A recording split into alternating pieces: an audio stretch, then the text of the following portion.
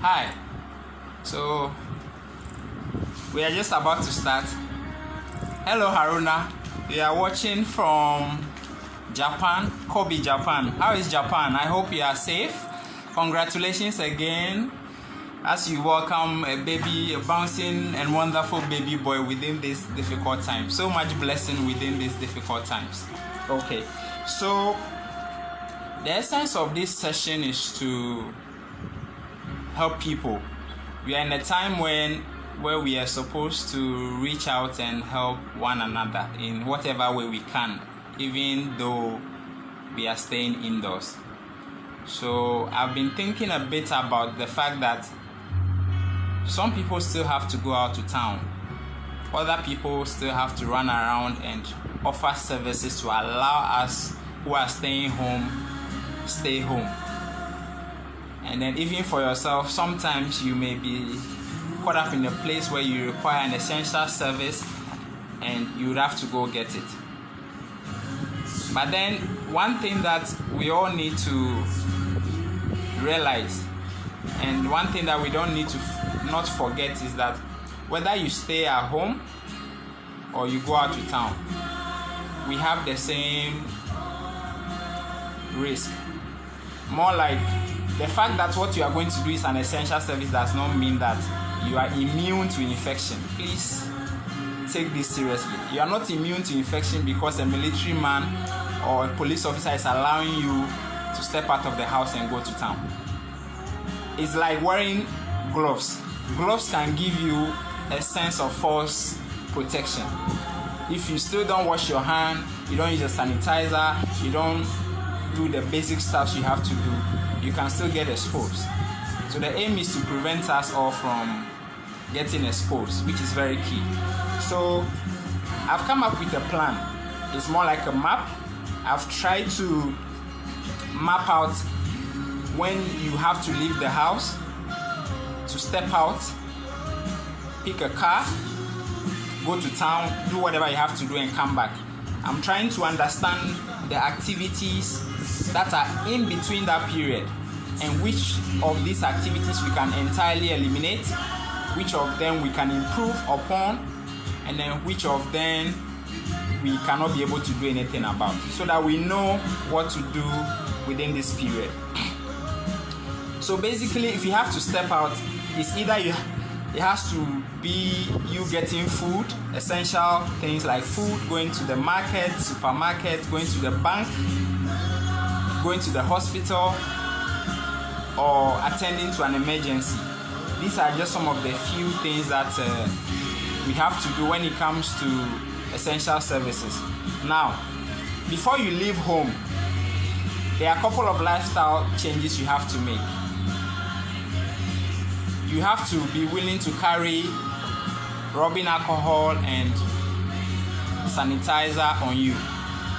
You have to wear a nose mask. It's very important. And then you have to stop wearing all these sleeveless and slippers, and you have to be willing to suit up. Wear long sleeve, wear cardigan, wear jeans jackets, wear trousers, and instead of wearing slip-ons, wear sneakers or wear a shoe, as you can cover your whole body, which is very important. So basically, these are the things. And then also carry a tissue on you. If you have tissue, carry a bit of it and put it in your bag, on your purse, or keep it on you. Now, so what do you do when you order for an Uber? I'm going to paint the scenario of ordering an Uber and then getting a trorro, what actually happened. So when the Uber comes, you have to open the door, you have to close the door, you probably touch the seat whilst you are trying to sit down, and then you have to give the driver money, and then probably whilst you are sitting in the car, you may be playing with your phone. These are some of the basic activities people do between the time of leaving the house and getting into the car. Now, what can you do to improve upon this process and eliminate the ones that will expose you more? Now know that the Uber, the taxi, the cars that come, a lot of people are taking it in town. So a lot of hands have touched the car. So that creates a situation of you being exposed. So what can you do? You can either sanitize the door handles with rubbing alcohol. That's one. Or you can just use it like that when you sit in the car, you sanitize your hand. That's another option. You can also use a tissue to hold the door handle. Use the tissue to close the door. And then what do you do with the tissue? Don't put it in your bag. Don't put it in your pocket. You see that there's a small space in front of the back seat where you put drinks. You can drop the tissue there. You can drop it beside the door. There's a small hole beneath the door handle. You can drop that tissue there. So basically these are the things you can do. Also, a lot of people love to sit in the front seat of cars, but because of social distancing needs, it's important to sit at the back. Feel like you are the owner of the car, sit at the back, let the driver do his thing. Just leave the front space for him to take a look, because the closer you get to the driver, the closer you are, and then you are more like violating the whole social distancing protocol. So this is also one thing that you can do that can help you a lot. So when you finish sitting down in the car, sanitize your hands. It's very important. Now, what do you do after that? Now, instead of opening the door, you can also ask the driver to please open the door for you. Some drivers are romantic and sexy enough to do that for you. So that's another option you have there that you should start exploring. Start feeling like a king and a queen when your Uber arrives, because you stay alive when you do that. So those are a few things you can do when you enter the car. Now, what else can you do? If you have to pay the driver, first and foremost, ask the driver, can you take Momo? Can I pay by mobile money? If the driver says yes, you guys are sorted. You are protected, the driver is also protected. None of you is going to touch anything from each other, which is good, because then you can Momo the money to the driver and you don't need to take a change from him. Now, if you cannot do mobile money transfer to the driver, what it means is that you have to hand out physical cash to the driver. Now take note, if you hand out bigger denominations to the driver, he would have to give you change. So change and make sure that you can keep smaller denominations on you, which is easier for you to be able to give or pay the driver, and sometimes you don't need to take a change back. Now, where you have to take back change from the driver, I suggest that if you have a piece of envelope at home, you can take it along. Every change that you are receiving from town, you put the money in that separate envelope, and after, sanitize your hand. So basically, these are a few of the things you have to do when you are picking an Uber out in town, when you have to run around. Now, so when you are getting out of the car, it's same protocol. You can either, but you have sanitized. If you sanitize the door already, that's good, so you don't have a problem. But if you've not, you can either use another tissue, hold the door open, close it, and then find a good way of disposing of the issue. We are just lucky that tissues are biodegradable. Okay, so we are done with the Uber. Now let's take a typical situation of a trorro. Even though trorros are taking less passengers now, I mean, you still have to hold the side of the trorro when you're entering, because the trorros are tall, they are huge. So immediately you climb the car, you sit down, please sanitize your hand. You'll be holding the seat as the car is turning the curve and all that. You may lose your balance, you may hold the seat. So it's important that you still sanitize your hand when you get down from the trorro. But then sanitizing your hand in between whilst you're in the car is good, because you may be tempted and you may touch your face. But touching your face has become more like an involuntary action. We don't even realize it. Which is also important why you need to wear clothes that have longer sleeve, because then you can just use your sleeve to wipe your face if you need to. So it is very, very important. Now, So what else do you have to do? So let's take a shop. The first scenario is a shop. Now we are doing this based on certain assumptions and certain calculations. We are looking at cases that are avoidable. The cases that are unavoidable, we leave them like that. We let God protect us. But what is avoidable, we are trying to deal with it. So if you go to a shop, most shops are opening their doors these days. They leave their doors open, so you can just walk in without touching the door, which is good. But most shops also have Veronica buckets near the entrance, so you can wash your hand when you get there. But the challenge with washing your hand with the Veronica bucket in front of shops is that the tap is being touched by everybody. The liquid soap is also being touched by everybody. Can we deal with that problem? Yes. What can you do? You can pick some of the tissue and use it to open the tap. You can use the tissue to press on top of the liquid soap. So then you avoid entirely touching the tap with your hand, and you avoid touching the liquid soap, which is good. So after using that tissue, throw it away. When you finish washing your hand, use another tissue to close the tap. Pick a different one to clean your hands. So that's how to improve upon that particular process of washing your hand. When you get to a bank, you get to a shop, you get to a hospital, it's the same process. It helps. Use a tissue to hold the tap, use a tissue to press the soap.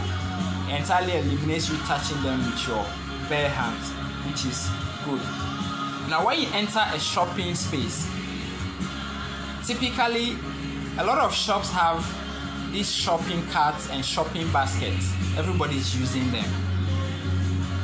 So if you pick them, you are exposing yourself. What can you do?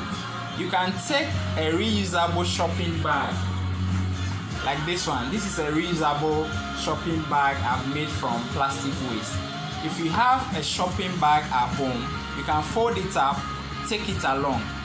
Then you are doing your shopping with the reusable shopping bag, which means you can entirely eliminate picking the baskets in the shop to shop. So you have also eliminated that particular threat, which is very, very crucial and very important. So when you finish and you are going to pay, please keep a social distance between you and the other people. And then when you pay, same process. If you have smaller denominations, use it. Avoid the situation of taking change. If you can pay with mobile money, that's the first option. Do that. If you can't, when you get your change, put it in that envelope that you have for cash that you're receiving from people out in town separately. And then you sanitize your hand. Now, when you have to enter into a premises and the door is not already open, because you are wearing clothes and you are fully covered, don't use your hand to hold the door. Using your elbow may be good but can be problematic. You can use your body, just the backside, your backside, to push the door open so you don't touch the door, which is good. That is for doors that can open inside and out. If the door cannot open inside, some people say they use their elbow. The other option is that you can use a tissue to hold the door and throw the tissue away. So that's how to deal with that particular problem also. Now, let's look at a couple of other things that you have to do, or a couple of other situations that you find yourself inside. If you go to a bank, opening the door is a similar process. But let's look at the banking process. So when you go to a bank, normally you have an interaction with the counter. People put their hands on the counter. People also fill forms. The banks normally have a pen which you use to fill forms. Now, everybody may be touching that pen. If you want to avoid that risk, it means that you have to come to the bank with your own pen. Secondly, if you can fill some of the form and fill the back of the check and those things before you go to the bank, it means that you reduce the amount of times you have to touch a surface in the bank because you have to fill a form. That's very important. So these are some of the things that you can do at the bank. The receipt and the cash you are giving you can put that separately from the cash that you have. Don't mix them together. It's very, very important. Keep social distance between yourself and everybody else in the banking hall. When you are done, sanitize your hand when you step out of the bank. It's very important. As much as possible, avoid hospitals. I'm going to talk about hospitals, but as much as possible, avoid hospitals. Call your doctor on phone. Get advice. If you can use the pharmacy, that proves less when it comes to threats, unless it's an emergency and you have to be sent to the hospital. That is a different case. But as much as possible, avoid hospitals. But immediately you enter into the hospital space, it's similar procedure when it comes to opening doors, when it comes to being in the same space. Social distance is important. And then also find where there are Veronica buckets, wash up your hands with soap and water. It's very important. Let's look at typical market spaces. Avoid big markets as much as possible. You all know that we are having challenges with how people are conducting themselves in the market spaces. People are panicking, they are trying to buy, and people are violating the whole social distance protocol. So avoid market as much as possible. Otherwise, you may have to bath yourself in a drum of akpeteshi when you get home. Seriously. So, but what can you do when you go to the market space? Go with a reusable shopping bag. It's very important. Sanitize your hand after every transaction. Use smaller denominations so that you can avoid situations of collecting change. If you take the change, put it in a separate envelope. Don't mix it with what you have. It's very, very important. Now, one other thing I've realized is that a lot of people go out to town with backpacks and bigger bags, and then they have their purse in it. Now, we want to reduce the amount of touching that we are doing. If you have to go to town, if you can carry your purse and you don't need your handbag, you don't need your backpack, please leave the backpack at home. Because if you carry a backpack, it's bigger. The chances of the backpack touching somebody and touching surfaces is higher. So you are going to touch the bag, then touch the content, touch the purse. That's too much touching. Avoid all that touching if you can. It's very important. Now, what else can you do? Due to the social media era, or due to the fact that now everybody uses a smartphone and most people are working away from home, we've developed the lifestyle of always being on our phones, either chatting, browsing, or talking to somebody. Now, within these times, it is important to realize that that lifestyle is not going to help us. Whilst you're out of town, because you are going to be touching other surfaces and maybe other people, you want to keep your mobile phone in your pocket, away from yourself. Even leave it at home if you need to, because the temptation of touching your phone whilst you are in town can be very, very, very, very, very bad. And the fact that you are going to end up touching your phone whilst you are out in town creates a problem, because the phone, unlike your hand, cannot be washed. Even if you sanitize, you cannot properly sanitize it. So if you keep it away, you avoid touching your phone entirely, which means that you are not transferring anything from your hands to your phone, which you put in your pocket. So it eliminates that threat entirely. It's very, very crucial. So we need to do that. Now, so when you're coming back, it's the same protocol when you're getting into a car, and whether it's a trorro, public transport, or whether it is a taxi. When you get home, if you have a dry line, you can remove your clothes and put it on a dry line. Don't take it inside. Or if you have a laundry basket outside, you can remove it and put it in the laundry basket. Keep water and soap outside so that you can also wash up outside before you enter into your home. Some people are used to entering their rooms with their shoe, with their sandals. This is a time to try and keep your shoes and your footwears outside. It also helps to eliminate that threat. It's very, very important. Right. So what else do we need to do? So basically, these are some of the things I believe are critical and important for us to do when we step out for essential services. This will help us to not to be in a place of fear and panic, but we can have a bit more confidence that we are doing our best. So it's critical. Do you have any suggestions? Do you have any questions? This is the time to ask. I will try and answer whatever questions you have as much as possible. Or if you also have a suggestion in terms of what people can do when they are out there, because they have to be out there, you can share it now. We can discuss that a bit. And share your comments too if you think the session is helpful, if you think the session was useful. We're going to use the next 5 minutes to do that. So I'm waiting and I'm listening for comments. Thank you very much for making time to listen in.